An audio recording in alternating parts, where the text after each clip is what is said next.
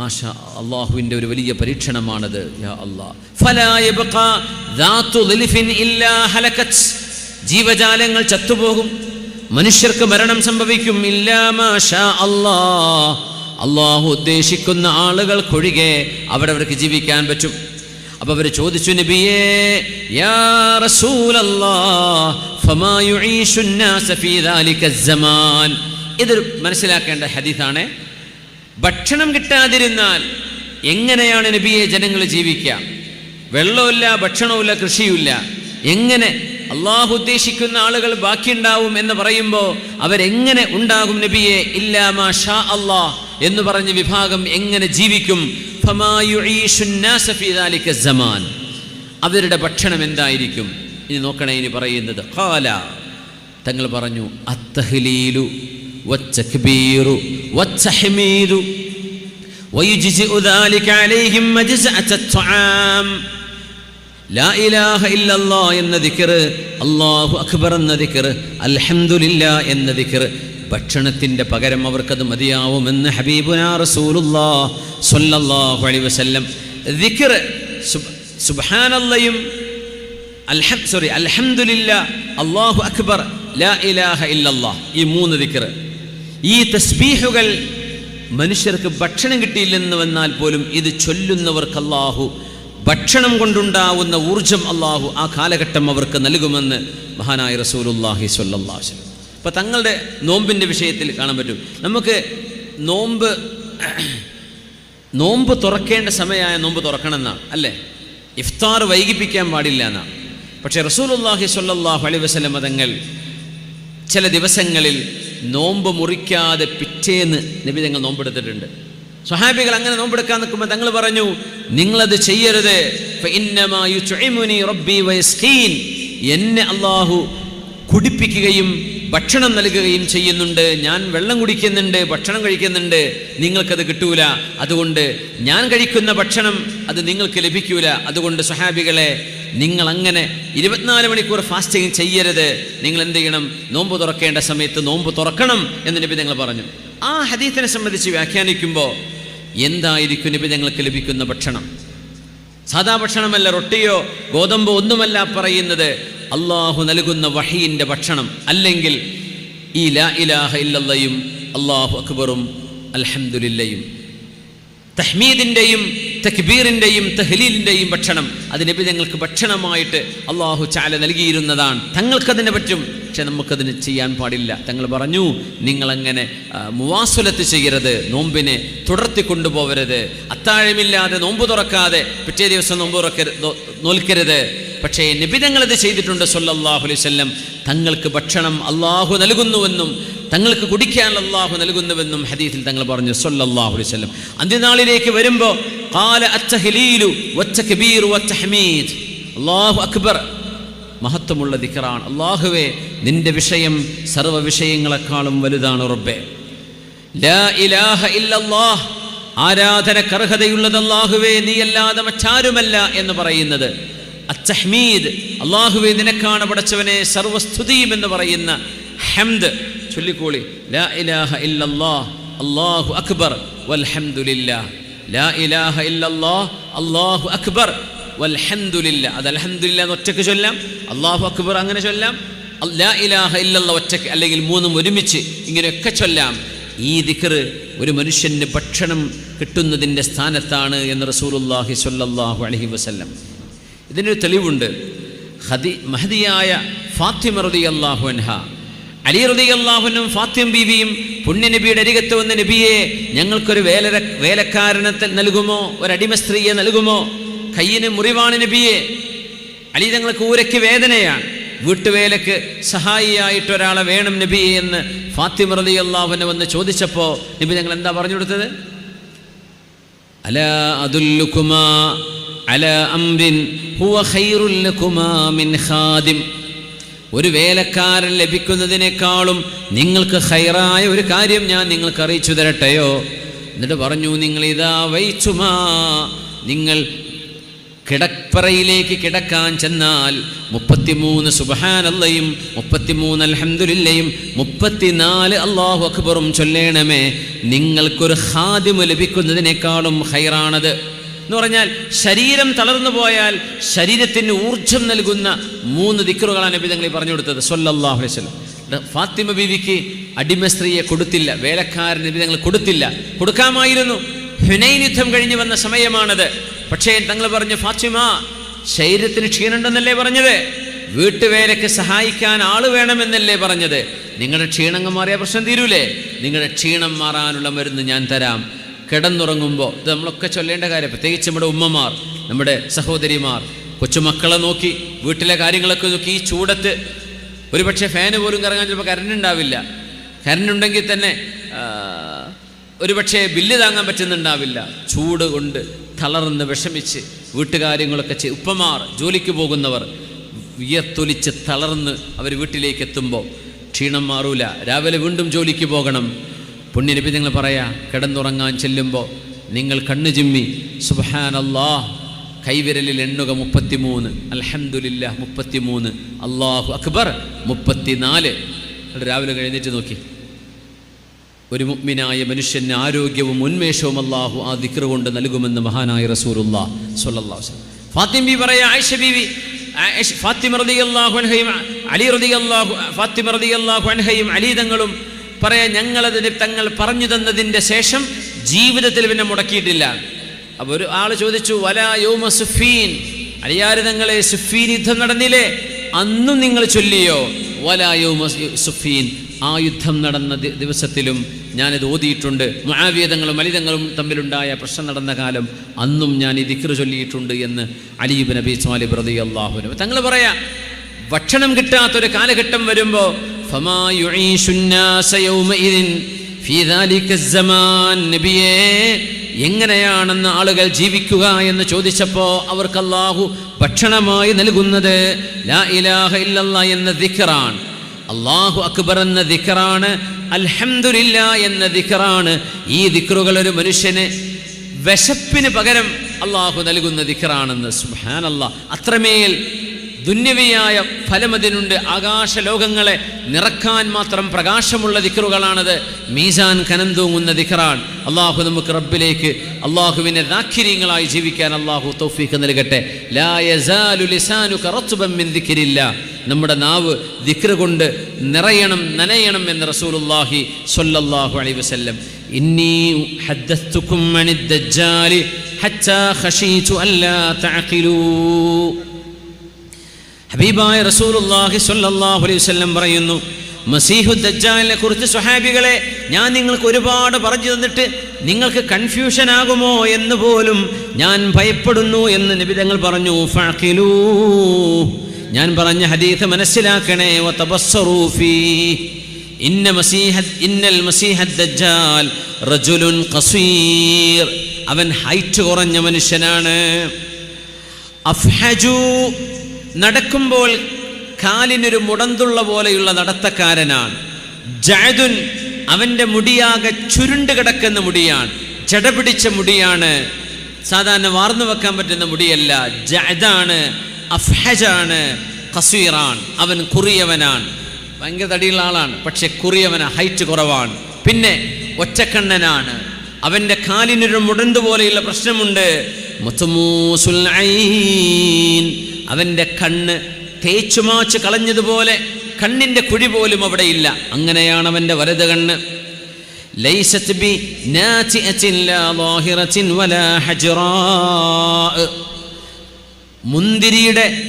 മുന്തിരി പുറത്തേക്ക് തള്ളി നിൽക്കുന്ന പോലെ പുറത്തേക്ക് നിൽക്കുന്ന ഒരു കണ്ണാണ് അവൻ്റെ കണ്ണ്. ലവിൽ തബസൽ അംറു അലൈക്കും ഫിദ് ദജ്ജാൽ, ഈ പിശാച് വന്ന്, ഈ മസീഹു ദജ്ജാൽ വന്ന് അത്ഭുതങ്ങൾ കാണിക്കുമ്പോൾ ഇത് പടച്ചവനാണ് എന്നവൻ പറയുമ്പോൾ നിങ്ങൾക്കെങ്ങാനും വല്ല സംശയവും ജനിക്കുകയാണെങ്കിൽ ഫഅലമൂ, നിങ്ങൾ അറിയണേ, അന്ന റബ്ബക്കും ലൈസ ബിഅവർ, നിങ്ങളുടെ രക്ഷിതാവായ അല്ലാഹു കണ്ണിന് കുഴപ്പമുള്ളവനല്ല, അല്ലെങ്കിൽ ഒറ്റക്കണ്ണൻ എന്ന ന്യൂനതയുള്ളവനല്ല. വഅന്നകും ലൻ തറൂ റബ്ബക്കും, അല്ലാഹുവിനെ ഈ ഭൂമിയിൽ വെച്ച് നിങ്ങൾക്ക് കാണാൻ കഴിയുമില്ലല്ലോ. കഴിയാൻ നിങ്ങൾക്ക് കഴിയില്ലല്ലോ, റബ്ബിനെ ഭൂമിയിൽ കാണാൻ കഴിയില്ലല്ലോ. മൂസാ നബി അലൈഹി സ്വലാം ചോദിച്ചില്ലേ, റബ്ബി അരിനി അൻദുർ ഇലൈക്, അള്ളാഹുവെ നിന്നെ എനിക്കൊന്ന് കാണിച്ചു തരുമോ? എനിക്ക് കാണാൻ പറ്റില്ല എന്നറിയാം, നീ കാണിച്ചു തന്നാലേ കാണാൻ പറ്റൂ എന്നും അറിയാം. അതുകൊണ്ട് റബ്ബേ നിന്നെ എനിക്കൊന്ന് നീ കാണിച്ചു തരുമോ എന്ന് ചോദിച്ചു നബിയുന മൂസാ നബി അലൈഹിസ്സലാം. അള്ളാഹിന്റെ മറുപടി എന്താ? ലൻ തറാനി, മൂസാ നബിയെ ഈ ലോകത്ത് വെച്ച് നിങ്ങൾക്ക് എന്നെ കാണാൻ പറ്റൂല. അങ്ങനെയാണ് ഫൻദുർ ഇലൽ ജബൽ ഫഇൻ ഇസ്തഖറ മകാനഹു ഫസൗഫ തറാനി. നബി ഞങ്ങൾ പറഞ്ഞു അദ്ദജ്ജാലു അഅവറു ഹജാനുൻ അഖ്മറു കഅന്ന റഅസഹു അസ്ലുൻ. മസീഹുദ് ദജ്ജാൽ ഒറ്റക്കണ്ണനാണ്, അവൻ വെളുത്ത ശരീരമുള്ളവനാണ്, വെളുപ്പ് നിറമുള്ളവനാണ്. അഖ്മറു എന്ന് പറഞ്ഞു. കഅന്ന റഅസഹു അസ്ലുൻ, അവന്റെ തല കണ്ടാൽ ഒരു പാമ്പിന്റെ തല പോലെ തോന്നിക്കും എന്ന് നബി തങ്ങൾ പറഞ്ഞു. അഷ്ബഹുന്നാസി ബി അബ്ദി ഉസ്സ ഇബ്നു ഖതൻ, അന്ന് ജീവിച്ചിരിപ്പുള്ള ഒരാളുണ്ടായിരുന്നു, അബ്ദുൽ ഉസ്സ ഇബ്നു ഖതൻ എന്ന് പറയുന്ന ഒരു മനുഷ്യൻ. അയാളെപ്പോലെയാണ് അയാളുടെ തലയെന്ന് റസൂലുള്ളാഹി സ്വല്ലല്ലാഹു അലൈഹി വസല്ലം. വഉറാനിൽ ലൈലത ഇൻദൽ കഅബതി ഫിൽ മനാം, ഇന്ന് ഞാൻ കഅബാലയത്തിന്റെ അരികത്തിരിക്കുമ്പോൾ അള്ളാഹു അവന്റെ രൂപം എനിക്ക് പരിപൂർണമായും കാണിച്ചു തന്നു. അള്ളാഹു കാണിച്ചു തന്നു. ഇവനാണ് മസീഹുദ് ദജ്ജാൽ. അതുകൊണ്ട് അള്ളാഹു ന്യൂനതയുള്ളവനല്ല, അള്ളാഹു പരിപൂർണതകളുടെ സിഫാത്തുൽ കമാൽ മുഴുവനുമുള്ളവനാണ് റബ്ബ്. അള്ളാഹുവിൻ്റെ കമാൽ മുത്ലഖ് കമാലാണ്, അള്ളാഹുവിൻ്റെ ഖുദ്റത്ത് മുത്ലഖ് ഖുദ്റത്താണ്. റബ്ബിൻ്റെ കഴിവിനതീതമായി ഒരു കഴിവും ലോകത്തില്ല. സർവ്വ കഴിവുകളെക്കാളും വലുത്, സർവ്വ ഇൽമിനേക്കാളും വലിയ ഇൽമ്, സർവ്വ സിദ്ധികളെക്കാളും ഏറ്റവും വലിയ സിദ്ധി എല്ലാം അള്ളാഹുവിൽ നിന്നുള്ളതാണ്. അതുകൊണ്ട് ആ റബ്ബ് ന്യൂനതയുള്ളവനല്ല, ഇവൻ ന്യൂനതയുള്ളവനാണ്. അള്ളാഹുവാണ് എന്നവൻ വാദിക്കുമ്പോഴും എന്തൊക്കെ മാജിക് കാണിക്കുമ്പോഴും നിങ്ങൾ ഒരിക്കലും അവൻ അള്ളാഹുവാണെന്ന് വിശ്വസിക്കരുതേ. ഇൽമ് വേണം, ഫഅലമു, അറിവ് വേണം. അള്ളാഹുവിനെ മൂസാ നബിക്ക് പോലും അള്ളാഹു ഈ ഭൂമിയിൽ കാണിച്ചു കൊടുത്തിട്ടില്ല. പിന്നെ എങ്ങനെയാണ് ഒരു മനുഷ്യൻ മുമ്പിൽ നിന്നിട്ട് ഞാൻ പടച്ചോനാന്ന് പറയുമ്പോൾ എങ്ങനെ വിശ്വസിക്കും? ഇന്ന ബൈന ഐനൈഹി മക്തൂബുൻ കാഫിറുൻ യഖറഉഹു കുല്ലു മുഅ്മിനിൻ കാതിബിൻ വഗൈരി കാതിബ്. അവന്റെ നെറ്റിത്തടത്തിൽ രണ്ട് കണ്ണുകൾക്കിടയിലായി കാഫിർ, അവൻ അവിശ്വാസിയാണ്, നന്ദികേട് ചെയ്തവനാണ്, അവൻ ദൈവനിഷേധിയാണ് എന്ന് എഴുതി വെച്ചിട്ടുണ്ട്. കഫറ, 3 അക്ഷരങ്ങളുണ്ടാവും. കാഫിർ, അന്ന് പലപ്പോഴും അലിഫ് എഴുതാറില്ല, അതുകൊണ്ടാണ് കഫറ. കാഫിർ എന്നാണ് എഴുതുക, പക്ഷെ അലിഫ് കാണൂല. അലിഫ് പല ഖുർആൻ്റെ ലിപികളിൽ കാണും, അലിഫ് മേലെ ചെറുതായിട്ട് കൊടുക്കുന്നത്. സമാവാത്ത് എന്നൊക്കെ എഴുതുമ്പോൾ അലിഫ് സെപ്പറേറ്റ് എഴുതൂല. അത് അറബി ലിപിയിലുള്ള ഒരു വിഷയമാണ്. പക്ഷേ അതേ വിഷയം മസീഹുദ് ദജ്ജാലിൻ്റെ നെറ്റിയിൽ കാഫിർ എന്നാണ് ഉദ്ദേശം, പക്ഷേ കഫറാന്നേ കാണുള്ളൂ. അത് അറബ് ഭാഷ അറിയുകയും അറിയാത്തതുമായ സർവ്വവിശ്വാസികൾക്കും അത് വായിക്കാൻ കഴിയുമെന്ന് നബിയുനാ റസൂലുള്ളാഹി സ്വല്ലല്ലാഹു അലൈഹി വസല്ലം. അവൻ ഏത് നാട്ടിലാണ് വരുന്നത്, എവിടെയാണ് അവൻ പ്രത്യക്ഷപ്പെടുന്നത്? നബി തങ്ങൾ പറയുന്നു സ്വല്ലല്ലാഹു അലൈഹി വസല്ലം, ഇന്ന ദജ്ജാൽ യഖ്റുജു മിൻ അർദിൻ ബിശ്ശർഖ്, ഈസ്റ്റേൺ രാജ്യങ്ങളിൽ നിന്നാണ് വരുന്നത്. യുഖാലു ലഹാ ഖുറാസാൻ, ഖുറാസാൻ എന്നാണ് ഇതിന് പറയുക. ഈ ഖുറാസാൻ എന്ന് പറഞ്ഞാൽ എവിടെയാണെന്നറിയോ? ഷാമിൻ്റെയും ഇറാഖിൻ്റെയും പരിസര പ്രദേശങ്ങൾക്കാണ് ഖുറാസാൻ എന്ന് പറയുക. എന്ന് പറഞ്ഞാൽ സിറിയ, അത് കഴിഞ്ഞാൽ പിന്നെ ഇറാഖ്, ഇറാനിൻ്റെ പരിസര പ്രദേശങ്ങൾ, ഈ പ്രദേശങ്ങൾക്കാണ് ഖുറാസാൻ. അവിടെ നിന്നാണ് അവൻ വരുന്നത്. ഇന്നഹു ഖാരിജുൻ ഖല്ലതൻ ബൈന അശ്ശാമി വൽ ഇറാഖ്, ഇറാഖിൻ്റെയും സിറിയയുടെയും ഇടയിലുള്ള ഒരു പ്രധാന വഴിയിലൂടെയാണ് അവൻ വരുന്നത് എന്നും റസൂലുള്ളാഹി സ്വല്ലല്ലാഹു അലൈഹി വസല്ലം. യഖ്റുജു ദജ്ജാൽ മിൻ യഹൂദിയ്യത്തി അസ്ബഹാൻ. ഇത് വേറൊരു അറിവാണ്. ഇറാനിൽ ജൂതന്മാരുണ്ട്, അസ്ഫഹാൻ എന്ന് പറയുന്ന സിറ്റിയിൽ ഇപ്പോഴും ജൂതന്മാരുണ്ട്. നബി തങ്ങൾ പറയുന്നു, ഇറാനിലെ അസ്ഫഹാനിലെ ജൂതന്മാർക്കിടയിൽ നിന്നാണ് അവൻ വരുന്നത്. അതും ഹദീസിൻ്റെ ഒരു ഭാഷ്യമാണ്. അവൻ വരുന്നത് 70,000 ജൂതന്മാർ, 60,000 നേരത്തെ പറഞ്ഞു, 70,000 ജൂതന്മാർ അവൻ്റെ കൂടെ ഉണ്ടാവും. യാഖൂത്തുൽ ഹമവിയെ പോലെയുള്ള ആളുകൾ, മദീനത്തു അസ്ബഹാൻ എന്ന് പറയുന്നത് നെബുക്കദ്നേസർ എന്ന് പറയുന്ന, ബുഖ്ത് നസർ എന്ന ചരിത്രത്തിൽ അറിയപ്പെടുന്ന ഒരു ക്രൂരനായ ഭരണാധികാരി ജൂതന്മാർക്കെതിരെ, ക്രൂരൻ എന്ന് പറയല്ല, ജൂതന്മാരെ അന്ന് തടവിലാക്കിയ ഒരു ഭരണാധികാരി കഴിഞ്ഞു പോയിട്ടുണ്ട്, ബുഖ്ത് നസർ എന്ന് പറയുന്ന ഭരണാധികാരി. അദ്ദേഹം അവരെ ക്യാമ്പ് ചെയ്യിച്ചത് അസ്ഫഹാനിലാണ്.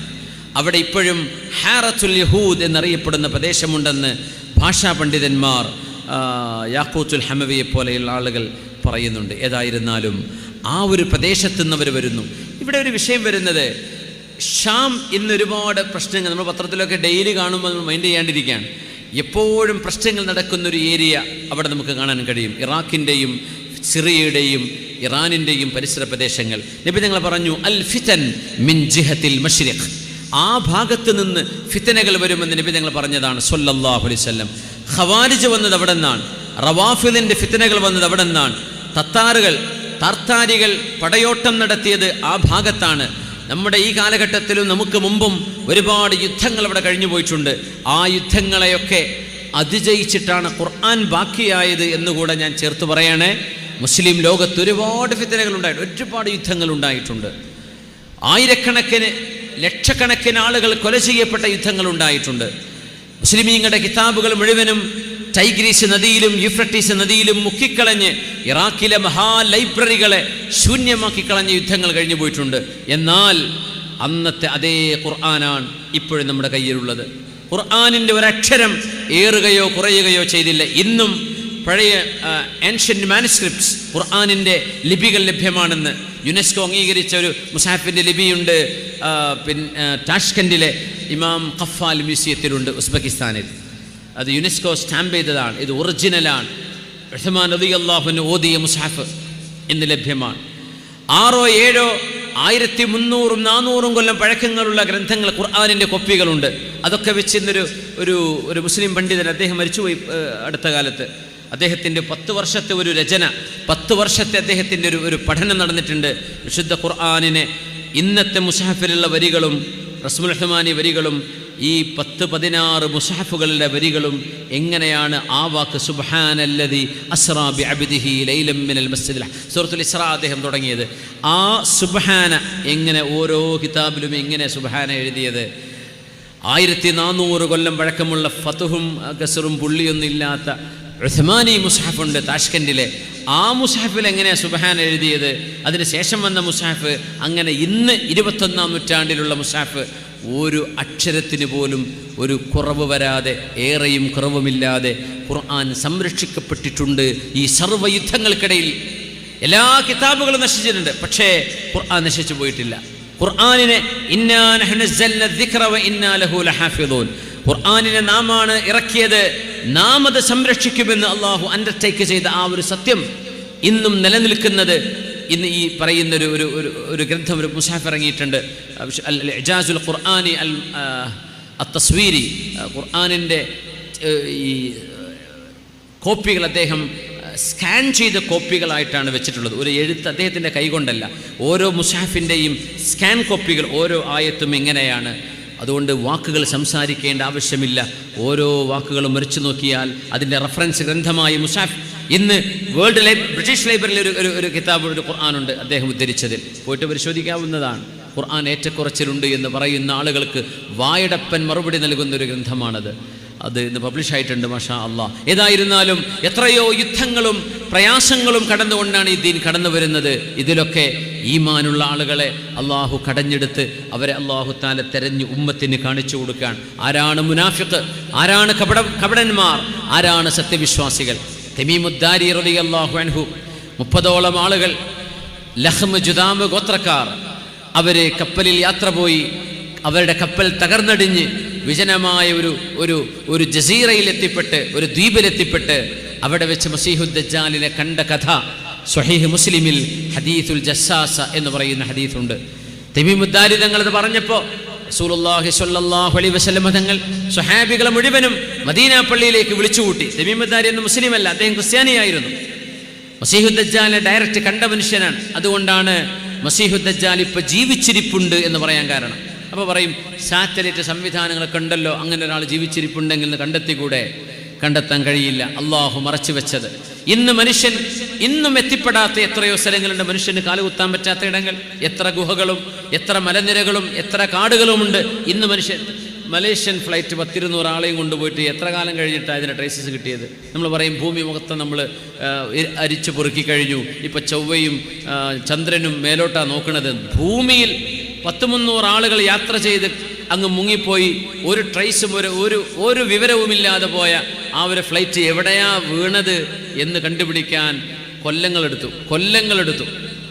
എന്നിട്ടൊന്നും കിട്ടിയിട്ടില്ല. അവിടെ ആയിരിക്കും വീണതെന്ന് പറയണം. ഒരു ട്രേസും കിട്ടാനില്ല, അതിൻ്റെ അവശിഷ്ടങ്ങൾ പോലും കിട്ടുന്നില്ല. സുബ്ഹാനല്ലാഹ്, എന്തോ ചില പൊടികളൊക്കെ കിട്ടിയെന്നല്ലാതെ. നോക്കണം, മനുഷ്യൻ ദുർബലനാണെന്ന് അല്ലാഹു കാണിച്ചു തരാം. നമ്മൾ പറയും മസീഹുദ് ദജ്ജാൽ ഇന്നഹു ഫീ ബഹരി ശാം ഔ ഫീ ബഹരിൽ യമൻ എന്ന് സ്വഹാബിയുടെ ഒരു സംശയം. നബി തങ്ങൾ പറഞ്ഞത് ഷാമിൻ്റെ കടലിലാണെന്നാണോ അതല്ല യമനിൻ്റെ കടലിലാണെന്നാണോ എന്ന് സംശയം. പക്ഷേ ഒരു ദ്വീപിലാണെന്ന് റസൂലുള്ളാഹി തങ്ങൾ പറഞ്ഞത് സ്വഹാബിമാർ ഓർക്കുകയാണ്. മസീഹുദ് ദജ്ജാലിനെ കണ്ടിട്ട് അദ്ദേഹവുമായി സംസാരിച്ച ദീർഘമായ ചരിത്രം നമ്മൾ വഅദിലൊക്കെ പറഞ്ഞിട്ടുള്ള കാര്യമാണ്. നിങ്ങൾ കേട്ടതും അറിഞ്ഞതുമായിരിക്കും, ഞാൻ അതിലേക്ക് പോവല്ല. തമീമുദ്ദാരി തങ്ങൾ മസീഹുദ് ദജ്ജാലിനെ കണ്ടത് കൈകളിൽ ചെയിനുകളിൽ ബന്ധിക്കപ്പെട്ട് കിടക്കുന്നതായിട്ടാണ്. അങ്ങനെ അവൻ പലതും ചോദിക്കുന്നുണ്ട്. അഖ്ബിർനി അൻ ബുഹൈറത്തി തൊബരിയ, തൊബരി തടാകം എങ്ങനെയുണ്ട് എന്ന് സ്വഹാബികൾ അറബികളോട് ചോദിക്കുകയാണ്. തമീമുദ്ദാരി അദ്ദേഹത്തിൻ്റെ 2 ഖബീലയുണ്ട്, ലഹ്മ്, ജുദാം. 30ഓളം ആളുകൾ കൂടെ ഉണ്ട്. ഒരു വലിയ ജീവിയെ അവർ കാണുന്നു. ഗുഹയിലേക്ക് ഒരു ദ്വീപിലേക്ക് കയറി ചെല്ലുമ്പോൾ ആ ജീവിയോട് ചോദിച്ചു, ഞങ്ങളങ്ങ് ചോദിച്ചു, നീ ആരാണ്? മാ അൻസി. അപ്പോൾ അത് പറഞ്ഞു, അനൽ ജസ്സാസ, ഞാൻ ജസ്സാസ എന്ന മൃഗമാണ്. ഹദീത്ത് സ്വഹീഹ് മുസ്ലിമിലുള്ള ഹദീത്താണ്. അപ്പോൾ അവർ ചോദിച്ചു, മൽ ജസ്സാസ, എന്താണ് ഈ ജസ്സാസ എന്ന് പറഞ്ഞാൽ? അപ്പോൾ പറഞ്ഞു, ഇൻചഖിലു ഇലാ ദൈരിൻ തഹ്ത, നിങ്ങൾ അവിടെ താഴെ ഒരു ഗുഹയുണ്ട്, അവിടെ ചെന്ന് നോക്കൂ, അവിടെ ഒരാൾ പറഞ്ഞു തരും ഞാൻ ആരാണെന്ന്. അങ്ങനെ ഞങ്ങൾ അവിടെ ചെന്നു. അപ്പോൾ അവർ പറയാം, പടച്ചോനെ, ഒരു ജീവി സംസാരിക്കുക. ഞങ്ങൾ വിചാരിച്ചു ഇത് ഒരു പെൺ പിശാച്ചാണെന്ന്, ഒരു ശൈത്വാനത്താണ് എന്ന് വിചാരിച്ചു. കാരണം ലാ യുഅറഫു ഖുബുലുഹാ മിൻ ദുബുരിഹാ, ശരീരമാസകലം മുടിയാണ്, ഏതാണ് അതിൻ്റെ ഫ്രണ്ട് ഏതാണ് ബാക്ക് എന്ന് പോലും മനസ്സിലാകുന്നില്ല. അങ്ങനത്തെ ഒരു ജീവിയെ ഞങ്ങൾ കണ്ടു. ഇത് നബി തങ്ങളുടെ മുമ്പിൽ വന്ന് സാക്ഷ്യപ്പെടുത്തുന്ന ഹദീസാണ് സ്വഹീഹ് മുസ്ലിമിലുള്ളത്. അങ്ങനെ അവർ ചെന്നപ്പോൾ അവിടെ മസീഹുദ് ദജ്ജാലിനെ കണ്ടു. അത് അവസാനം പറഞ്ഞത്, നീ ആരാണെന്ന് ചോദിച്ചു. അപ്പം പറഞ്ഞു, ഞാൻ ആരാണെന്ന് പറഞ്ഞുതരാം, നിങ്ങൾ ആരാണെന്ന് എനിക്ക് പറഞ്ഞു തരൂ. അവർ പറഞ്ഞു, നഹ്നു ഉനാസും മിനൽ അറബ്, ഞങ്ങളൊരു കൂട്ടം അറബികളാണ്, ഞങ്ങളിങ്ങനെ കടലിൽ യാത്ര ചെയ്തതാണ്. അങ്ങനെ ഞങ്ങളുടെ കപ്പൽ തകരുകയും ഞങ്ങൾ അറിയാതെ എത്തിപ്പെടുകയും ചെയ്തതാണ്. ഓ, അറബികളാണല്ലേ? അതേ എന്ന് പറഞ്ഞു. അദ്ദേഹം ചോദിച്ചു, തൊബരി തടാകം നിങ്ങൾക്കറിയുമോ? ബുഹൈറത്ത് തൊബരിയ. അവർ പറഞ്ഞു, അറിയാം. അവിടെ വെള്ളമുണ്ടോയെന്ന് ചോദിച്ചു. ആ, വെള്ളമുണ്ട്. ഇഷ്ടം പോലെ വെള്ളമുണ്ടല്ലേ? ഉണ്ട്. എന്നാൽ ഒരു സമയം വരും, തൊബരി തടാകം മുഴുവൻ വറ്റി വരണ്ടു പോകും. ഏതായി തൊബരി തടാകം എന്നറിയോ? ഇന്ന് ഫലസ്തീനിൻ്റെ ഭാഗം ഇസ്രായേൽ കൈയടക്കി വെച്ചിട്ടുള്ള, ഇസ്രായേലിൻ്റെ കൺട്രോളിൽ കിടക്കുന്ന സീ ഓഫ് ഗലീലി എന്ന് പറയുന്ന, സീ ഓഫ് ഗലീലി എന്ന് ഇംഗ്ലീഷിൽ പറയാം. തൊബരി തടാകമാണ്. അത് ശുദ്ധജല തടാകമാണ്. കടലെന്ന് പറയാം, ഗലീലി കടൽ. അത് കടലല്ല, ശരിക്കും തടാകമാണ്. ചാവുകടൽ പോലെ. ചാവുകടൽ വലിയ കുളമാണ്. അത് മറ്റു കടലുമായി ബന്ധമില്ലല്ലോ. ഭൂമിയിലെ ഏറ്റവും താഴ്ന്ന പ്രദേശത്ത് കിടക്കുന്ന കടല. പക്ഷെ അതിന് പറയുക അൽ ബഹറുൽ മയ്യിത്ത്, ഡെഡ് സീ എന്ന് പറയും. എന്ന പോലെ തൊബരി തടാകത്തെ കടലെന്നറിയപ്പെടുക. ഇന്ന് ഗൂഗിൾ മാപ്പ് എടുത്ത് നോക്കിയാൽ ഇസ്രായേലിൻ്റെ ബൗണ്ടറിയിൽ കിടക്കുന്ന പ്രദേശമാണിപ്പോൾ പിന്നെ തൊബരി തടാകം, സീ ഓഫ് ഗലീലി. അതിനെക്കുറിച്ച് മസീഹുദ് ദജ്ജാൽ ചോദിച്ചത്, വെള്ളമുണ്ടോ? വെള്ളമുണ്ട്. ആ തൊബരി തടാകത്തുനിന്ന് വേണം ജോർഡാൻ നദിയിലൂടെ ചാവുകടലിലേക്ക് വെള്ളം വരാൻ. പക്ഷേ അത് ജൂതന്മാർ തടഞ്ഞു വെക്കുകയും അവരുടെ കൃഷിക്ക് വേണ്ടി യഥേഷ്ടം തൊബരി തടാകത്തിൽ നിന്ന്, സീ ഓഫ് ഗലീലിയിൽ നിന്ന് വെള്ളം കൊണ്ടുപോയിട്ട് അവർ കൃഷി നടത്തുന്നു. ഒരിറ്റു വെള്ളം പോലും ജോർഡാനിലേക്ക് വിട്ടുകൊടുക്കണില്ല. അതുകൊണ്ട് ചാവുകടൽ എന്ന് പറയുന്ന കടൽ ഇപ്പോൾ ചത്തുകൊണ്ടിരിക്കുകയാണ്. അവിടുത്തെ ആര് പറയും, നമ്മളൊക്കെ ഇടയ്ക്ക് പോകാറുണ്ടായിരുന്നു. അവർ പറയും, ഗൈഡുകൾ പറയും, 50 കൊല്ലം കഴിഞ്ഞാൽ ചാവുകടൽ ഇനി കാണാൻ കിട്ടൂല. ചാവുകടൽ ചത്തിട്ടുണ്ടാവും. അത്രയും ഉപ്പുരസമുള്ള കടലാണത്. പൊങ്ങിക്കിടക്കും, മുങ്ങൂല. കാരണം അത്രയും ഉപ്പുരസമുണ്ട്. ഒരു തവള പോലും, ഒരു ചെറിയ ജീവി പോലും അതിന് ജീവിക്കാൻ കഴിയില്ല, ഉപ്പിൻ്റെ ഡെൻസിറ്റി കൊണ്ട്. അതുകൊണ്ടാണ് അതിനെ ചാവുകടൽ, അൽ ബഹറുൽ മയ്യിത്ത്, മരിച്ച കടൽ എന്ന് പറയാൻ കാരണം. ഈ കടലിലേക്ക് വെള്ളം കിട്ടുന്നില്ല. തൊബരി തടാകത്തിൽ നിന്നാണ് വെള്ളം വരേണ്ടത്. ജോർഡാൻ നദി എന്ന് പറയുന്നത് ഇപ്പൊ ഈ ഒരു സ്റ്റാൻഡിന്റെ വീതിയേ ഉള്ളൂ വെള്ളം വരുന്ന സ്ഥലം. ചെറിയൊരു നീര് പോലെ ഇങ്ങനെ വരുന്നുണ്ട്. ജോർഡാൻ ഫലസ്തീൻ ബോർഡറിൽ കിങ് മലിക് ഹുസൈൻ ബ്രിഡ്ജ് ഉണ്ട്. ആ ബ്രിഡ്ജിലൂടെ കടന്നിട്ട് വേണം ഫലസ്തീനിലേക്ക് എത്താൻ. താഴെ നോക്കിയാൽ ഈ ഒരു സ്റ്റാൻഡിന്റെ വീതിയിലേ അവിടെ വെള്ളം ഒഴുകുന്നുള്ളൂ. ഈ വെള്ളം യഥേഷ്ടം ഒഴുകിയിരുന്ന ഒരു നദിയായിരുന്നു ജോർഡാൻ നദി. ആ നദി അവർ നശിപ്പിച്ചു. ആ വെള്ളം മുഴുവൻ അവർ കൊണ്ടുപോയി. ഇപ്പോൾ വെള്ളമില്ല. മസീഹു ദജ്ജാൽ പറഞ്ഞൊരു കാലഘട്ടം വരും, സീ ഓഫ് ഗലീലി വറ്റി വരണ്ടു പോകുന്നൊരു സമയം വരും. പിന്നെ ചോദിച്ചു, അഖ്ബിർനി അൻ ഐനി സുഗർ. സുഗർ തടാകം എങ്ങനെയുണ്ട്? അതും ഒരു വെള്ളത്തിൻ്റെ അരുവിയാണ്, ഫലസ്തീനിലുള്ള അരുവിയാണ്, ഇസ്രായേൽ കൺട്രോളിലാണെന്ന് മാത്രം. അവിടെയും വെള്ളമുണ്ട്. പറഞ്ഞു, ഇനി അവിടെ വെള്ളം കായ്ക്കാത്തൊരു വെള്ളമില്ലാത്തൊരു സമയം വരും. പിന്നെ ചോദിച്ചത് ഒരു ഈത്തപ്പനത്തോട്ടത്തെക്കുറിച്ചാണ്. അഖ്ബിർനി അൻ നഖ്ലി ബൈസാൻ. ബൈസാൻ ഈത്തപ്പനത്തോട്ടത്തെക്കുറിച്ച് പറഞ്ഞു തരൂ. ഫലസ്തീനിൻ്റെ താഴ്വരകളിൽ കാണുന്ന പ്രദേശമാണത് ബൈസാൻ ഈത്തപ്പനത്തോട്ടങ്ങൾ. അവിടെ കായ്ക്കനികളുണ്ട്, എന്നാൽ ഒരു ഈത്തപ്പഴം പോലും കായ്ക്കാത്ത സമയം വരും എന്നൊക്കെ പറഞ്ഞിട്ട് ഇയാൾ ചോദിച്ചു. അക്ഷരാഭ്യാസമില്ലാത്ത ആളുകളിലേക്ക് നിയുക്തരായ അന്ത്യപ്രവാചകരെ കുറിച്ച് നിങ്ങൾ എന്നോട് പറഞ്ഞു തരൂ. അഖ്ബിറൂനി അൻ നബിയിൽ ഉമ്മിയീൻ. അപ്പോൾ അവർ പറഞ്ഞു, നബിയ പ്രവാചകൻ മുഹമ്മദ് നബി എന്ന് പറയുന്ന ആള് മക്കയിൽ വന്നിട്ടുണ്ട്. ആള് ചോദിച്ചു, ആളുകൾ എങ്ങനെയാ അവരോട് പെരുമാറുന്നത്? ആളുകൾ യുദ്ധം ചെയ്യുന്നുണ്ട്, ശത്രുക്കളുണ്ട്, കുറെ ആളുകൾ കൂടെ കൂടിയിട്ടുണ്ട്. അവിടെ മസീഹു ദജ്ജാൽ ഒരു വാക്ക് ഇവരോട് പറഞ്ഞു കൊടുക്കാൻ, അവർക്ക് ഏറ്റവും നല്ലത് ആ പ്രവാചകനെ വിശ്വസിക്കലാണ്, ആ പ്രവാചകന്റെ കൂടെ കൂടലാണ് അവർക്ക് നല്ലത്. ആ വാക്കാണ് തമീമുദ്ദാരി തങ്ങൾക്ക് ഇസ്ലാം സ്വീകരിക്കാൻ പ്രചോദനമായത്. തമീമുദ്ദാരി തങ്ങൾ എന്ന് പറഞ്ഞാൽ ആരാ? തറാവിഹ് 20 റക്അത്ത് മഹാനായ ഉമർ ഇബ്നു ഖത്താബ് റളിയല്ലാഹു അൻഹു ജനങ്ങളെ ഇമാമ് നിർത്തി നിസ്കരിപ്പിച്ചപ്പോൾ ആ തറാവീഹിന് ഇമാമായി നിന്ന സ്വഹാബിയാണ് ഈ മസീഹു ദജ്ജാലിനെ കണ്ട ആള്. തമീമുദ്ദാരി റളിയല്ലാഹു തആല ഹബീബിന്റെ സ്വഹാബിയാണ്. ഈ ചരിത്രം മുഴുവൻ പറഞ്ഞു. എന്നിട്ട് മസീഹു ദജ്ജാൽ പറഞ്ഞു, അനൽ മസീഹു ദജ്ജാൽ, ഞാനാണ് മസീഹു ദജ്ജാൽ. ഖിയാമത്ത് നാളിനോട് അടുക്കുമ്പോൾ ഞാൻ വരും. അവനൊരു ദേഷ്യം, വല്ലാത്തൊരു ദേഷ്യം, എന്നിട്ട് ആ ദേഷ്യത്തിന്റെ പകയിൽ അവന്റെ ചങ്ങലകൾ പൊട്ടുകയായിരിക്കും ഉണ്ടാവുക. ഞാൻ ലോകം മുഴുവനും ചുറ്റി സഞ്ചരിക്കും. 40 യൗം, 40 ദിവസമാണ് എൻ്റെ സമയം. യൗമുൻ കസന, ഒരു ആദ്യത്തെ ദിവസം ഒരു വർഷത്തിന്റെ ദൈർഘ്യമുണ്ടാകും. വയൗമുൻ കശഹ്റിൻ, രണ്ടാമത്തെ ദിവസം ഒരു മാസത്തിന്റെ ദൈർഘ്യം. പിന്നൊരു ദിവസം ഒരാഴ്ചയുടെ ദൈർഘ്യം. പിന്നെ ബാക്കി 37 ദിവസങ്ങൾ കസായിരി അയ്യാമിക്കും, സാധാ ദിവസങ്ങളെ പോലെയാണ്. ഈ സംഭവങ്ങൾ എത്തിയപ്പോൾ പുണ്യനബി തങ്ങൾ ചോദിച്ചു, സ്വഹാബികളെ, ഇതുതന്നെയല്ലേ ഞാൻ നിങ്ങൾക്ക് ഇവനെക്കുറിച്ച് പറഞ്ഞെന്നത്? ബലാ യാ റസൂലല്ലാഹ്. അവര് കാര്യം ചോദിച്ചു, നബിയെ, അങ്ങനെ ഒരു വർഷത്തെ ദൈർഘ്യമുള്ള ഒരു ദിവസമാണെങ്കിൽ ഞങ്ങൾക്ക് അതക്ഫീന സ്വലാത്തു യൗം, ഒരു ദിവസത്തെ നിസ്കാരം നിസ്കരിച്ചാൽ മതിയോ? ഒരു വർഷം രാവിലെ സുബഹി തുടങ്ങി മഗ്രിബ് ആകുമ്പോഴേക്കും 365 ദിവസങ്ങളുടെ ദൈർഘ്യം ഉണ്ടാവും. അപ്പൊ ഞങ്ങൾക്ക് ഒരു ളുഹറും ഒരു അസ്റും ഒരു മഗ്രിബും സുബഹിയൊക്കെ പോരെ എന്ന് ചോദിച്ചപ്പോൾ തങ്ങൾ പറഞ്ഞു, ലാ ഉഖ്ദുറു ലഹു ഖദ്റഹ്, നിങ്ങളതിനെ കൃത്യമായും കണക്കാക്കണം. സുബഹി കഴിഞ്ഞ് സൂര്യോദയം കഴിഞ്ഞ് ഒരു 7 മണിക്കൂർ കഴിഞ്ഞാൽ ളുഹറാണ്. അത് കഴിഞ്ഞൊരു 3 മണിക്കൂർ 2.5 3 മണിക്കൂർ കഴിഞ്ഞാൽ അസ്റാണ്. അത് കഴിഞ്ഞ് 2.5 മണിക്കൂർ കഴിഞ്ഞാൽ മഗ്രിബാണ്. അത് കഴിഞ്ഞൊരു 1-1.25 മണിക്കൂർ കഴിഞ്ഞാൽ ഇശയാണ്. ഇങ്ങനെ നിങ്ങൾ സമയത്തെ കണക്കാക്കി ഒരു വർഷത്തെ നിസ്കാരം നിസ്കരിച്ചേക്കണം എന്ന് നബി തങ്ങൾ സ്വഹാബികൾക്ക് പറഞ്ഞു കൊടുത്ത ഹദീസാണിത്. ഇപ്പോൾ ആർട്ടിക്കൻ അന്റാർട്ടിക്കൻ റീജനുകൾ, നോർത്ത് പോളും സൗത്ത് പോളും ഉണ്ട് ഭൂമിയുടെ. ഏറ്റവും മുകൾ ഭാഗവും താഴ്ഭാഗവും പോളാർ ബെയറുകൾ, പോളാർ കരടികളെ കാണപ്പെടുന്ന പ്രദേശങ്ങൾ. അവിടെ 6 മാസം പകലും 6 മാസം രാത്രിയുമുള്ള പ്രദേശങ്ങളുണ്ട്. എങ്ങനെ നിസ്കരിക്കുക?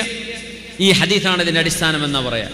അതായത് 24 മണിക്കൂർ കണക്കാക്കി ഓരോ ദിവസത്തെയും മണിക്കൂറുകളുടെ ആ ഗ്യാപ്പുകൾ നോക്കി സുബഹിയും ളുഹറും അസ്റും മഗ്രിബും നിസ്കരിക്കുമ്പോൾ സൂര്യ ഉദിച്ചുകൊണ്ടിരിക്കുക, കാരണം കുഴപ്പമില്ല. 6 മാസം പകൽ കിട്ടുന്ന സ്ഥലങ്ങളുണ്ട്, അവർക്ക് നിസ്കരിക്കണ്ടേ? ആ നിസ്കാരത്തിന്റെ മസ്അല മസീഹു ദജ്ജാലിന്റെ ഈ ഹദീസിൽ നിന്നാണ് മഹാന്മാരായ പണ്ഡിതന്മാർ മനസ്സിലാക്കുന്നത്. 24 മണിക്കൂറുള്ള ഒരു ദിവസമായി നിങ്ങൾ ആ ഒരു കൊല്ലം ദൈർഘ്യമുള്ള ദിവസത്തെ നിങ്ങൾ ഓഹരി വെക്കണം. അങ്ങനെ നിങ്ങൾ 5 വക്ത് ഓരോ ദിവസത്തെയും നിസ്കാരം അതത് ദിവസങ്ങളിൽ എന്ന പോലെ നിസ്കരിക്കണമെന്ന് മഹാനായ റസൂലുള്ളാഹി സ്വല്ലല്ലാഹു അലൈഹി വസല്ലം. അല്ലാഹുവിനോട്, പടച്ചതമ്പുരാനോട് നമുക്കുള്ള ഖൈറാണ് മുഅ്മിനെ നമ്മുടെ നിസ്കാരം. നിസ്കാരം അല്ലാഹുമ്മ ജഅൽനാ മുഖീമിസ് സ്വലാ, നിസ്കാരം നിലനിർത്തുന്നവരായ അല്ലാഹുവേ ഞങ്ങളെ നീ മാറ്റിത്തരണമേ തമ്പുരാനെ. മുഅ്മിനീങ്ങളെ, സമയം വൈകുന്നുണ്ട്, ഞാൻ അവസാനിപ്പിക്കുകയാണ്. ഒരല്പസമയം കൂടെ ചൂടുക്കണ്ട. വലിയ ബുദ്ധിമുട്ടൊന്നും ഇല്ലെങ്കിൽ നമുക്ക് എന്ത് ചെയ്യാം, ഒരു വലപ്പം കൂടി ഹദീസുകളെ ഒന്ന് വൈൻഡപ്പ് ചെയ്യണം ഇൻഷാ അല്ലാഹ്. റസൂലുള്ളാഹി സ്വല്ലല്ലാഹു അലൈഹി വസല്ലം തങ്ങൾ മസീഹുദ് ദജ്ജാലിൻ്റെ ഒരു വിഷയത്തെ പറ്റി പറഞ്ഞത്, അവൻ മാജിക് കാണിക്കുന്ന ആളാണ്, അവൻ അത്ഭുതങ്ങൾ കാണിക്കുന്ന ആളാണ്. അത്ഭുതങ്ങൾ കാണിക്കലല്ല, അത്ഭുതങ്ങളെ കാണലോ അത്ഭുതങ്ങൾ ദർശിക്കലുമല്ല ദീനിൻ്റെ വിഷയം. ഒരു മുഅ്മിനായ മനുഷ്യൻ്റെ ഏറ്റവും വലിയ കറാമത്ത് എന്ന് പറഞ്ഞത് ആ മനുഷ്യൻ്റെ ദീനാണ് എന്ന് പഠിപ്പിച്ചിട്ടുണ്ട് റസൂലുള്ളാഹി സ്വല്ലല്ലാഹു അലൈഹി വസല്ലം, നമ്മുടെ അയിമ്മത്തുകൾ. ഒരു മനുഷ്യൻ്റെ ദീനാണ് ഏറ്റവും വലിയ കറാമത്ത്. ഒരു മനുഷ്യൻ്റെ ദീനാണ്. ദീനില്ലാതെ എന്ത് ചെയ്തിട്ടും കാര്യമില്ല. ദീനില്ലാതെ ഒരുപാട് അത്ഭുതങ്ങളോടെ പലർക്കും കാണിക്കാൻ പറ്റും. പിശാചിനെ സേവ ചെയ്യുന്ന ആളുകൾക്ക് ഒരുപാട് കാര്യങ്ങൾ ചെയ്യാൻ പറ്റും എന്ന് വിചാരിച്ച് അള്ളാഹ്ക്ക് പൊരുത്തണ്ടെന്ന് അർത്ഥമുണ്ടോ? ഒരർത്ഥവുമില്ല. കാഹിനുകൾ, അതായത് ഫോർച്യൂൺ ടെല്ലേഴ്സ്, ഭാവി പ്രവചനം നടത്തുന്ന ആളുകൾ നബി ഞങ്ങളുടെ കാലത്തുണ്ട്. യമനിൽ ധാരാളം ഉണ്ടായിരുന്നു, ഷാമിലുണ്ടായിരുന്നു.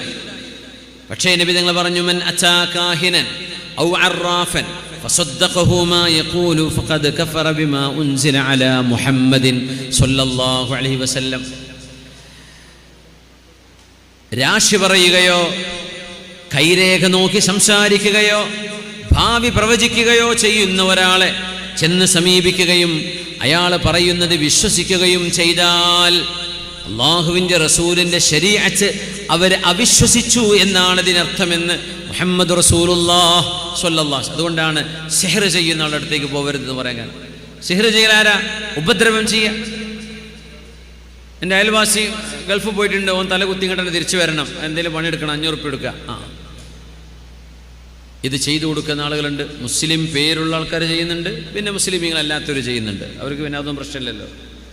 നമ്മളെ പെണ്ണുങ്ങൾ പർദ്ദട്ട് സുബഹിസ്കാരം കഴിഞ്ഞിട്ട് ക്യൂ നിൽക്കുക, അത്തരം ആൾക്കാരുടെ മുമ്പിൽ ചെന്നിട്ട്, ഇത്തരം ആരാധനാലയങ്ങളുടെ മുമ്പിൽ ചെന്നിട്ട് നമ്മുടെ പെണ്ണുങ്ങൾ കൂളായിട്ട് പുറത്തേക്കിട്ടിട്ടാണ് പോണത്. എന്തിനെന്നറിയോ? അമ്മായിമ്മക്ക് പണി കൊടുക്കാൻ, അമ്മായിമ്മ മരുകൾക്ക് പണി കൊടുക്കാൻ, അങ്ങോട്ടും ഇങ്ങോട്ടും ജ്യേഷ്ഠത്തി അനുജത്തിക്ക്, കുടുംബക്കാർക്ക്, ബന്ധുക്കൾക്ക്, അയൽവാസികൾക്ക്. പച്ചയായ സിഹർ. ഇസ്ലാം എന്നാണ് പുറത്തു പോകും, പുറത്തൊക്കെ മേത്തുണ്ടാവുള്ളൂ. പക്ഷേ ആ ശരീരം തൗബ ചെയ്ത് മടങ്ങിയില്ലേ, പൊരുത്തപ്പിടിച്ചില്ലേ, നേരെ തീയിലേക്ക്, നരകത്തിലേക്ക് പോകുന്ന ശരീരമാണ്. നിസ്കാരത്താഴ്മ്പുണ്ടായിട്ട് കാര്യമില്ല. എനിക്കറിയാം, രാവിലെ സുബഹിക്ക് 1 മണിക്കൂർ മുമ്പ് എഴുന്നേറ്റ് നിസ്കരിക്കുന്ന ഒരു ഉമ്മ. പക്ഷെ പരിപാടി ഇതാണ്, സിഹ്ർ ചെയ്യാം. സിഹ്ർ ചെയ്യാം, മാരണം ചെയ്യാം. ഞാനിത് ചെയ്യോ, ഇസ്ലാമിന് പുറത്തു പോണ കാര്യമില്ലേ, അതും പറയും. എന്നിട്ട് പരിപാടി ചെയ്യുന്നുണ്ട്. സുബ്ഹാനല്ലാഹ്, എന്തൊരു അറിവില്ലായ്മയാണിത് റബ്ബേ ഇത്. വമിൻ ശർരി ഹാസിദിൻ ഇദാ ഹസദ്. ഇത് കൂടിക്കൊണ്ടുവരെ എനിക്ക് തോന്നുന്നു എല്ലാ വേള പറയുന്ന ഉസ്താദന്മാരും അതിൻ്റെ അവസാനത്തിലെങ്കിലും ഇതിൻ്റെ ഫിത്നയെക്കുറിച്ച് പറഞ്ഞേ പറ്റൂ. കാരണം ഈ ഉപദ്രവമല്ലാത്ത ഡോക്ടർമാർക്ക് മനസ്സിലാവില്ല. അവർ സ്കാൻ ചെയ്യും, MRI സ്കാൻ ചെയ്യും, അത് ചെയ്യും. ശരീരമാസകലം വേദന, ചിലപ്പോൾ വേദന ഊരക്ക്, പെട്ടെന്നത് തലയിലേക്ക് കയറും, പിന്നെ ഷോൾഡറിലേക്ക്, പിന്നെ കാലിലേക്ക്. സ്ഥിരതയില്ലാത്ത ഓടിക്കൊണ്ടിരിക്കുന്ന വേദന. കാരണം എന്തെന്നറിയില്ല. എന്ത് തൊട്ടാലും മുടക്ക്, എന്ത് കാര്യങ്ങൾ ചെയ്താലും മുടക്ക്. ഇതൊക്കെ പറയുമ്പോൾ ചൂഷണം ചെയ്യാൻ, മുഅ്മിനീങ്ങളെ ചൂഷണം ചെയ്യാൻ ആളുകൾ വരും. ഞങ്ങൾക്കത് മാറ്റിത്തരാൻ പറ്റും, 10,000 വെക്കണം, 20,000 ചെലവ് വരും, 5 ലക്ഷം വരും ചെലവ്. അവർ തന്നെ കള്ളന്മാരാണ്. കാരണം ഇത് മുഅ്മിനീങ്ങൾക്ക് വന്നൊരു വിഷമം. അള്ളാഹുവിൻ്റെ ദീനിലുള്ള ദുആഉം റുഖിയയും ചെയ്ത് ചികിത്സിക്കേണ്ട ഒരു കാര്യത്തിന് കാശ് ചോദിക്കാൻ പാടില്ല എന്നാണ്. പിന്നെ പോകുന്ന ബുദ്ധിമുട്ടുള്ള ആള് രോഗി, അവരുടെ രോഗത്തിന് പരിഹാരമാകുമ്പോൾ ചികിത്സ ചെയ്യുമ്പോൾ അവർക്ക് എന്തെങ്കിലും ഹദിയ സമ്മാനം കൊടുത്തു, കുഴപ്പമില്ല, അതൊരു മാന്യതയാണ്. നിങ്ങൾക്ക് വേണ്ടി സമയം ചെലവഴിക്കുമ്പോൾ അവർക്കൊരു സന്തോഷം അങ്ങോട്ട് കൊടുക്കുന്നത് നല്ലതാണ്, അത് ചെയ്തേ പറ്റൂ. പക്ഷേ അത് വാങ്ങി അത് ചോദിക്കുകയോ കണക്ക് പറയുകയോ അതിനെ സംബന്ധിച്ച് ചർച്ച ചെയ്യുകയോ ഇത് ചികിത്സ ചെയ്യുന്ന ആളുകൾ ചെയ്താൽ അവരുടെ ചികിത്സയിൽ ഫലമുണ്ടാവില്ലെന്നാണ്. ആളുകൾ ഇങ്ങനെ ഓടുകയാണ്. ഇത്തരം ആളുകൾ വർദ്ധിച്ചുകൊണ്ടിരിക്കുകയാണ്. തൊൽസമാത്ത് എന്ന് പറയുന്നത് ഇതിൽ പച്ച സിഹർ വരെ ഉണ്ടാവും. തൊൽസമ മൻ വാഫഖ ഖത്തുഹു, ഒരു കാന നബിയ്യും മിൻ അംബിയാ യഖുത്ത്, അമ്പിയാക്കന്മാരിൽ ഇങ്ങനെ വരകൾ വരച്ചിരുന്നൊരു നബി ഉണ്ടായിരുന്നു എന്ന് ഒരു ഹദീസോ അസറോ കാണാറുണ്ട്. നമ്മുടെ ആലിമീങ്ങൾ കഥ പറയാം. ആ ഒരു ഖത്തുമായി യോജിച്ചു വന്നാൽ അത് കറക്റ്റ് തന്നെ. അല്ലെങ്കിൽ നമുക്കറിയില്ലല്ലോ ഏതാണ് യോജിക്കുന്നത്, ഏതാണ് യോജിക്കാത്തത്. ഏതെങ്കിലും തൊൽസമാത്തിൻ്റെ കിതാബ് എടുത്ത് വെച്ചിട്ട് വര തുടങ്ങും. ഈ വരയിൽ പിശാചിൻ്റെ പേരും സേവയും അടക്കമുള്ള വിഷയങ്ങൾ വരും. അതാ മടക്കി പിടിച്ച് കൊടുക്കുക. പച്ചയായ സിഹറല്ലേ. ചിലർ അതിലും അപ്പുറം. പിന്നെ നിങ്ങളുടെ ഈ സിഹർ തീരണമെങ്കിൽ ഇന്നാലിന്ന ദൈവത്തിന്, ഇന്നാലിന്ന ദേവിക്ക് നിങ്ങൾ ഇന്ന കാര്യങ്ങൾ ചെയ്തേ പറ്റൂ. നമ്മൾ ഇസ്ലാം പറയാണ്, എല്ലാ മതങ്ങളെയും ബഹുമാനിക്കണം, ആദരിക്കണമെന്ന് പറഞ്ഞ മതമാണ് ഇസ്ലാം. ആരോട് നമുക്ക് ഒരു വിദ്വേഷമോ ഒരു പകയോ ഒന്നും പാടില്ല. സ്നേഹവും ബഹുമാനവും ആദരവും തന്നെയാണ്. പക്ഷേ ഒരു മുഅ്മിനായ മനുഷ്യൻ്റെ ഈമാൻ വലിയ ഗൗരവമുള്ള വിഷയമാണ്. അള്ളാഹുവേതര വിഷയങ്ങളെ നമ്മൾ സമീപിക്കുകയാണെങ്കിൽ ഇസ്ലാം എന്ന് പുറത്തു പോകും. മരിക്കുമ്പോൾ ഈമാൻ കിട്ടൂല. അതുകൊണ്ട് മുഅ്മിനെ ആരെയും ബുദ്ധിമുട്ടാക്കുന്നതിനെ കുറിച്ച് ആലോചിക്കല്ലേ. നിങ്ങൾ ആർക്ക് വേണ്ടിയാണോ ഈ പണികൾ ചെയ്യുന്നത്, ആ പണി നിങ്ങളിലേക്ക് തിരിച്ചു വരും. അത് നിങ്ങൾക്ക് തിരിച്ചടിക്കും. മുഅ്മിനീങ്ങളെ തൊട്ട് കളിക്കരുത്. മുഅ്മിനീങ്ങൾ സൂറത്തുൽ ബഖറയും ആയത്തുൽ കുർസിയും അതുപോലെ തന്നെ ഹിഫ്ദിന്റെ ആയത്തുകളും ഔറാദുകളും വിർദുകളും ഔറാദു സ്വബാഹി വൽ മസാ, അദ്കാറു സ്വബാഹി വൽ മസാ, ഇതൊക്കെ ഓതുന്ന മുഅ്മിനീങ്ങളായിരിക്കും. അവരോട് കളിച്ചു കഴിഞ്ഞാൽ അല്ലെങ്കിൽ ദിക്റോ ഖുർആനൊക്കെ കുറഞ്ഞ ആളുകൾ പെട്ടെന്ന് ഫലിക്കും. ഉപദ്രവങ്ങളുണ്ടാകും. ഒരു മനുഷ്യൻ ഉപദ്രവിച്ച് പ്രയാസപ്പെട്ട് കാണുന്നത് സന്തോഷിക്കാൻ ഒരു ഈമാനുള്ള മനുഷ്യന് കഴിയുമോ? എന്നല്ല അയൽവാസിയും കുടുംബമൊക്കെ ആവുന്നത്. ഈമാനുണ്ടെങ്കിൽ പറ്റുമോ?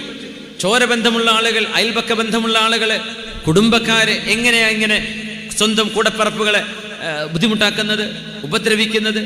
ഒരു മുഅ്മിൻ ചെയ്യാൻ പാടില്ല. അതുകൊണ്ടാണ് മിൻ ശർരി ഹാസിദിൻ ഇദാ ഹസദ് ഖുൽ അഊദു ബിറബ്ബിൽ ഫലഖ് മിൻ ശർരി മാ ഖലഖ് ومن شر غاسق إذا وقب ومن شر النفاثات في العقد. അർത്ഥം കെട്ടുകളിൽ ഊതുന്ന നഫ്സുകളിൽ നിന്ന് റബ്ബേ കാവൽ തരയണമേ. കെട്ടിട എന്ന് പറഞ്ഞാൽ സിഹർ ചെയ്യുക.